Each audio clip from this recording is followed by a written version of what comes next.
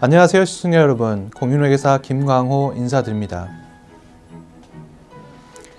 2016년에도 더 건강하시고 가정과 사업체에 넘치게 부어주시는 하나님의 은혜를 경험하시는 그런 한 해가 되기를 기도합니다.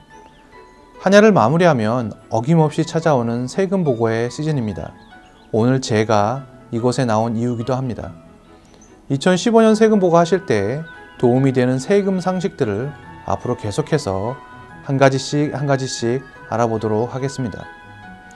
오늘 그 첫 시간으로 가장 중요한 질문에 답을 하면서 시작해 보겠습니다. 과연 누가 세금 보고를 해야 하는가에 대한 질문입니다. 모든 사람이 누구나 다 세금 보고는 해야 하는가? 네, 그렇습니다. 세금 보고는 한 해 동안 소득이 있었던 사람들은 누구나 다 해야 합니다. 하지만 소득은 있으나 그 소득이 많지 않아서 내야 할 세금이 발생하지 않는다면 하지 않아도 무방합니다. 만약 하지 않아도 된다 하더라도 여러 가지 이유로 세금 보고를 반드시 해야 하는 경우도 많이 있기 때문에 단순히 소득만 가지고는 분명한 답을 하기가 어렵기 때문에 본인이 처한 상황을 종합적으로 판단해서 결정하셔야 하십니다.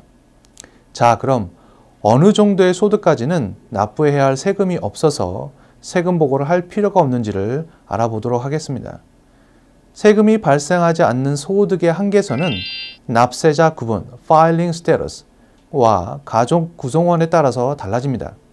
그 이유는 세금 보고하는 사람이면 누구나 다 받을 수 있는 표준 공제와 인적 공제 금액이 다르게 적용되기 때문입니다. 예를 들면 2015년을 기준으로 표준 공제 금액은 부부일 경우 12,600달러, 싱글일 경우 6,300달러까지 공제를 할 수 있습니다.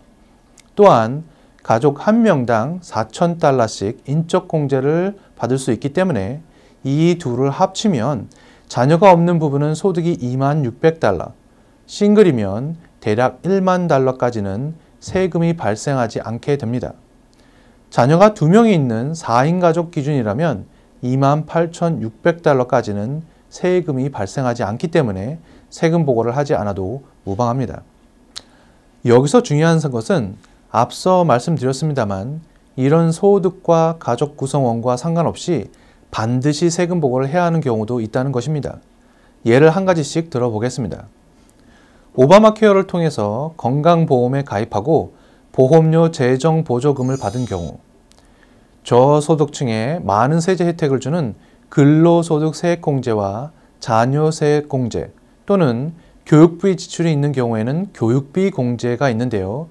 이러한 세액공제는 refundable credit이라 하여 내야 할 세금이 한 푼도 없어도 오히려 정부로부터 상당한 금액의 환급을 받을 수 있기 때문에 소득 수준에 관계없이 세금 보고를 하면서 환급을 받는다면 어려운 가정경제에 상당한 도움이 됩니다.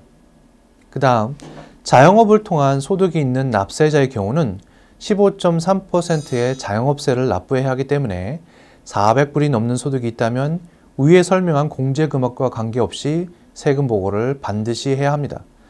연말에 양식 1099를 받았다면 대부분이 자영업세를 내야 하기 때문에 주의를 요합니다.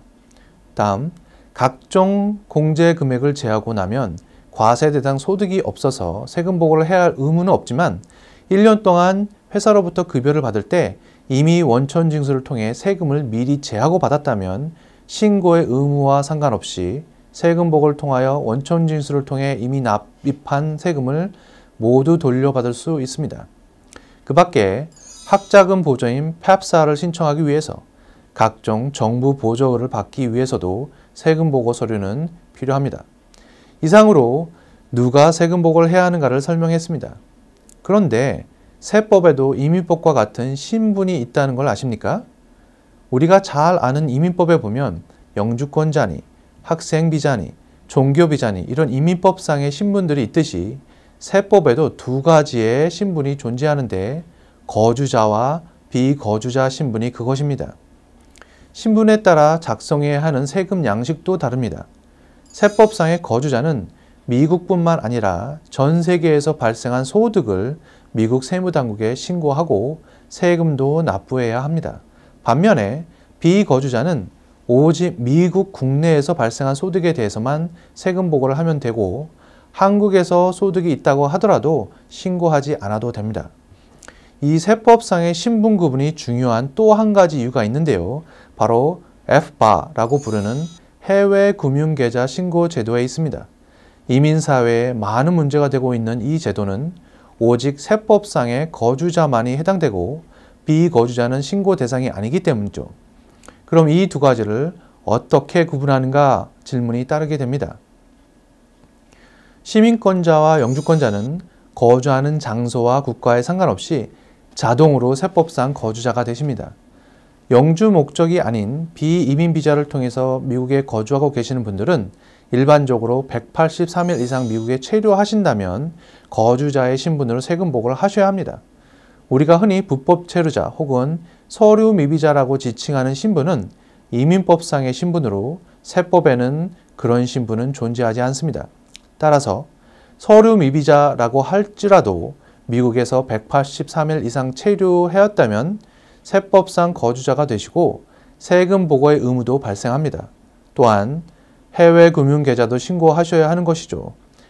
대한민국의 눈부신 경제성장으로 요즘 한국에 장기 거주하시면서 직장에 다니시거나 비즈니스 하시는 미국의 시민권, 영주권자들을 쉽게 찾아볼 수 있습니다. 다시 말씀드리면 이분들은 미국에 거주하고 계시지만 미국 세법상의 거주자이고 따라서 매년 세금 보고 및 해외 금융계좌도 신고해야 하십니다.